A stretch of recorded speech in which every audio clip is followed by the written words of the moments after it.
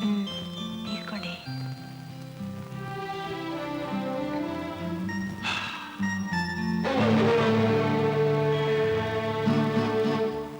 ఎక్కడ దొంగలు ఎక్కడ?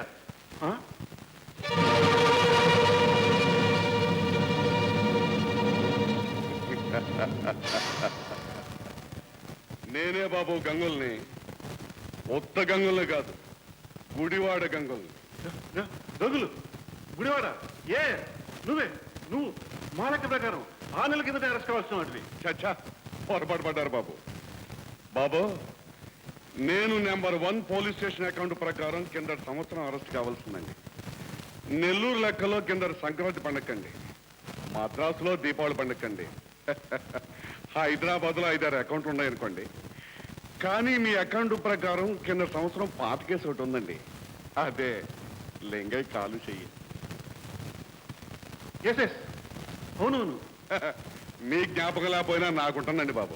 ఇదో ఎక్కువ మాట్లాడుతూ చెప్తాం.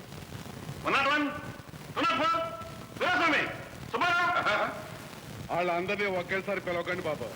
వాళ్ళంతా కంగారెత్తిపోయి నెత్తి మీద టోపీలు వదిలేసి పారిపోగలరు. ఇదిగో గదులు పిచ్చి పిచ్చి వేషాలంటే ఊరుకొని లేదు. ఇంగ్లీష్ దాకా అర్థం కాలేదు కానీ బాబు, తెలుగు భాష దాకా తెలిసిపోయిందండి.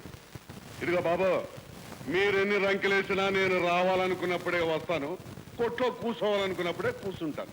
ఇప్పుడు రావాలనుకున్నాను, వచ్చాను. గంగులు, ఈ వెధవ పనులు మానేసి మంచిగా మామూలు మనిషిగా బతకూడదు. చెప్తాం.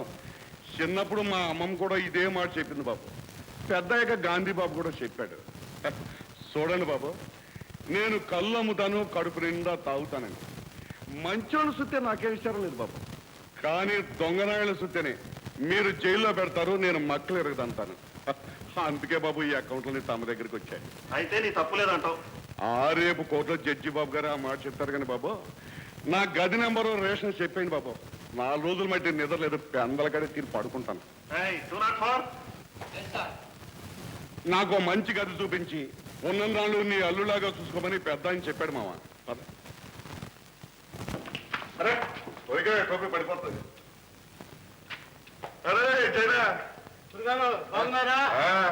అరే జానీ బాబు కూడా ఇక్కడే ఉన్నాడే.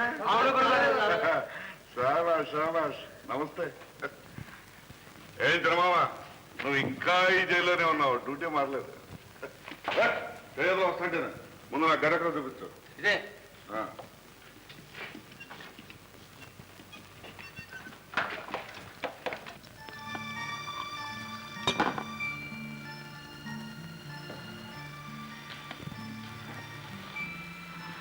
ఎక్కువగా తాగదు.